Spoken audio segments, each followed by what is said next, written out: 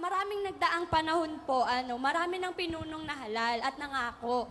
So sa panahon po natin ngayon na marami ang naghihirap at maraming kabataan na po ang gustong mag-aral, ngunit walang sapat na kakayahan para matustusan ito. Ano po ang plano nyo para matulungan sila? Unang-una, ire-reforma natin ang sistema, no? Hindi lang question ngayon ng pag-aaral, eh. Anong klaseng pag-aaral ang maibibigay natin sa ating mag-aaral? Umpisaan natin sa pinakabata, no? Sa preschool pa lang, may problema na tayo, eh, sa mga daycare centers, no? Ang daycare centers natin, kailangan tinuturuan na rin ng mga bata.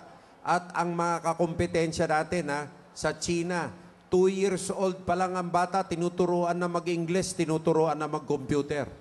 Doon pa lang, kailangan humabol na tayo. Kung hindi, alam natin, importante ang preschool child care dahil formative years niya ito. Ang dami na natututunan ng mga bata. Sa grade school, sinabi na natin sa future teacher natin kanina, kailangan natin magdagdag ng mga subject sa curriculum. Kasi ang mga high school graduates natin ngayon ay hindi na kasing level nung high school graduates sa ibang mga bansa. Masyadong abbreviated ang curriculum natin. Unfortunately, para maging competitive tayo, kailangan i-align natin ang estado ng high school graduates natin. Umpisa lang natin doon. Huwag tayo mag-usap muna ng kolehiyo. So, kailangan reformahin na natin yan. May kakulangan tayo ng classrooms. May kakulangan tayo ng mga guro. No?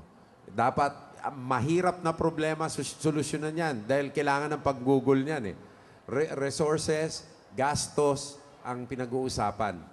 So, ang challenge sa gobyerno, paano ka magkakaroon ng sapat na gugugulin para sa lahat na to? Ang dami naglalaban na magagandang at kinakailangan na mga programa. Hindi ka pwede mag-prioritize ngayon. Lahat importante. So, saan ka kukuha ng panggugol? Diyan mo dapat tutukan sa ekonomiya mo.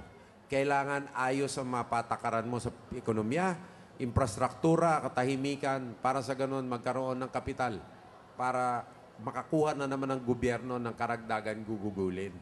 That is the most important challenge. Hindi pwede tayo tumutok na sabihin natin, dadagdagan ko ang budget ng education. Ang question, saan mo kukunin? Ayun, kukunin ba natin sa kalusugan? Kukunin ba natin sa agrikultura? Wala eh. Kailangan lahat dagdagan eh. So, dun tayo mag-umpisa. Tapos sa tertiary education, sa public sector, kailangan unang-una i-rationalize natin ang scholarships at magkaroon tayo for both private and public sector, honest to goodness student loan program na supervised by the SSS, nakakayanin ng ating mga estudyante at kanilang mga pamilya, babayaran na lang nila kung may trabaho na sila.